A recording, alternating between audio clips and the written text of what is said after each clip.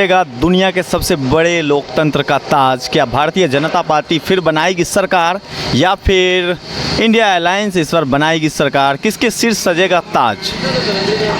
Sir ऐसा है कि जो माहौल है अभी तक उसके हिसाब से बीजेपी ने, भारतीय जनता पार्टी ने बहुत अच्छे काम किए हैं पार्टी, लेकिन कुछ देखने को बैड इफ़ेक्ट्स भी मिले हैं। बैड इफ़ेक्ट ऐसे हैं कि जैसे थोड़ा युवा नाराज़ चल रहे हैं।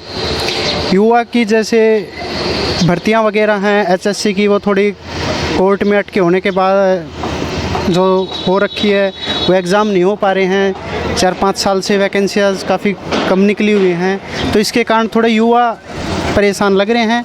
बाकी इस पार्टी ने बहुत अच्छे काम किए हैं, तो थोड़ा रोज़गार को लेके अब आने वाले ये जो 2-4 महीने हैं इसमें कितने सरकार से क्या अपेक्षा करते हैं? अगर इस तीसरी बार मोदी की गारंटी चलती है और सरकार बना लेते हैं वो, तो क्या अपेक्षा करते हो आप? देखो, अपेक्षा यही है कि जो अभी जैसे हरियाणा में जो हालात बन रखे हैं उसके हिसाब से अगर आप ग्राउंड लेवल पे जाके देखेंगे, वैसे कहने को कुछ हो तो भी बीजेपी का अच्छा सपोर्ट कर रहे हैं लोग, लेकिन कहीं ना कहीं रोज़गार के मामले में जो कि अभी 4-5 साल से वैकेंसीज़ हैं वो कोई कोर्ट में अटकी हुई हैं, सरकार ने नहीं निकाली। तो क्यों सरकार ने वैकेंसीज रोक दी थी क्या, इसलिए अंडर ट्रायल चल रहा है?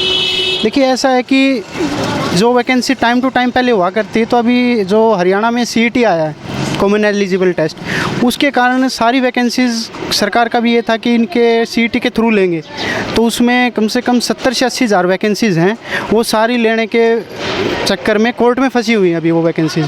तो इससे युवा इतना हताश, इतना परेशान है आज के टाइम पे। तो मेरी सरकार से यही अपील है, मोदी जी से यही अपील है कि आपने बहुत काबिल तारीफ़ काम किए हैं, गरीबों की सुनवाई की है, बहुत अच्छे काम किए हैं, अनाज गरीबों को दिया है, गाँव में सड़कें आज के दिन लिंक रोड है वो सब पक्के काम हुए हैं, अच्छे हुआ है। जो रोज़गार है जैसे HKRN में है, वो पहले ऐसे लग जाता थे, ऐसा कुछ माहौल नहीं है।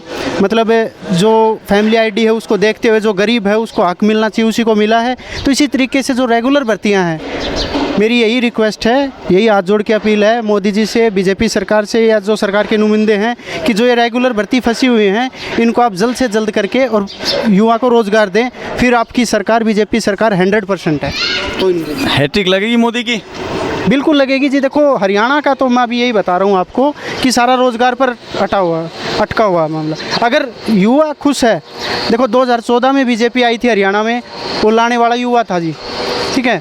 युवा खुश हुआ था कि युवा ने विश्वास जताया था कि ये सरकार नौकरियां मतलब योग्यता के आधार पर बिना पर्ची, बिना खर्ची के बेस पे देगी। और सरकार ने बिना खर्ची पर्ची, जो कहते हैं कि पैसे लेकर जो रोज़गार मिलते थे, नौकरियां मिलती, वो ख़त्म कर दी, बिल्कुल ख़त्म की। और सरकार खरी भी उतरी उस पर, लेकिन कुछ ऐसे हालात ऐसे हो गए जैसे अभी 19 में हुआ है। 19 में अच्छा रिस्पॉन्स था सरकार का, बट अभी जो 3-4 साल से CET के कारण जो वैकेंसीज़ नहीं निकल रही। अब एक जो युवा है सर, आप ये सुनिए, अगर 2019 में उसकी पूरी होती है 12th या ग्रेजुएशन, तो 5 साल वेट नहीं कर सकता 2024 तक। इतने हालात, अगर कोई नौकरी करेगा तो कोई बिजनेसमैन का लड़का तो नौकरी करेगा नहीं, तो वो 5 साल तक उसके जो माँ बाप हैं वो हैंडल नहीं कर सकते, या बच्चा भी इतना मतलब डिप्रेस्ड हो जाता है 5 साल तक कि भाई वैकेंसी का वेट करें।